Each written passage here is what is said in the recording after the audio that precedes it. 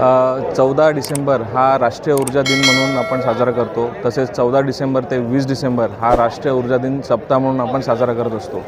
कल्याण डोंबिवली महानगरपालिकेतर्फे विद्युत विभागातर्फे हा सप्ताह आम्ही आयोजन केलेला आहे।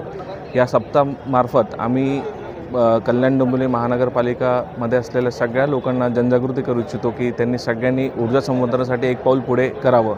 आपल्या सगळ्यांना माहिती आहे ऊर्जेची बचत हीच ऊर्जेची निर्मिती आहे। सस्टेनेबल डेव्हलपमेंटकडे आपण जेव्हा विचार करतो तेव्हा ऊर्जेची बचत हा एक फार महत्त्वाचा घटक आहे। तसेच मी विद्युत विभागाचं कौतुकसुद्धा करू इच्छितो की त्यांनी आज एक माहिती पुस्तकाचं अनावरण केलं, ज्याच्यामध्ये संपूर्ण विद्युत विभागामार्फत ज्या ठिकाणी विद्युत विभागाचं काम आहे त्याची संपूर्ण माहिती त्या माहिती पुस्तकामध्ये आहे।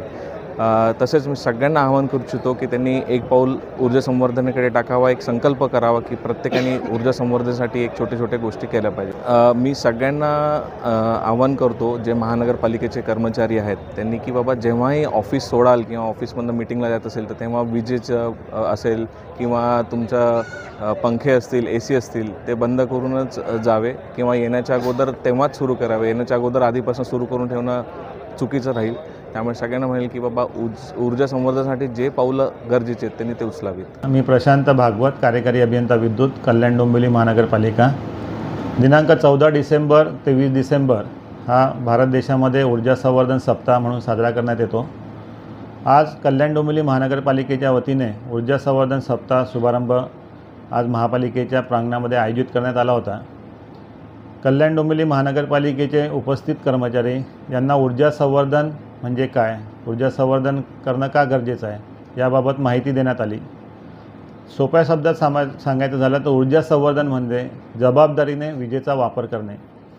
आणि ऊर्जा संवर्धन करणं गरजेचं काय आहे तर आपल्या भारत देशामध्ये जी वीज निर्मिती होते ती 70% वीज निर्मिती कोळशावर आधारित आहे आणि जगाच्या पाठीवर कोळशाचं आयुष्य फक्त आता 100 वर्षे उरलेलं आहे।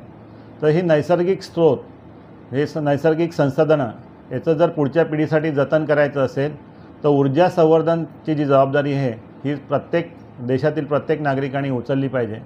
आज या ऊर्जा संवर्धन दिन शुभारंभ प्रसंगी मी सर्वजणांना नम्र विनंती करतो की त्यांनी आपल्या घरातील, सरकारी कार्यालयातील, सार्वजनिक ठिकाणी ऊर्जेचा वापर करताना जबाबदारीने वापर करावा।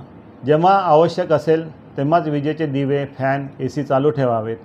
विजेचा आवश्यकता नसताना विजेचा वापर करू नये एवढी मी आपणाला विनंती करतो। धन्यवाद।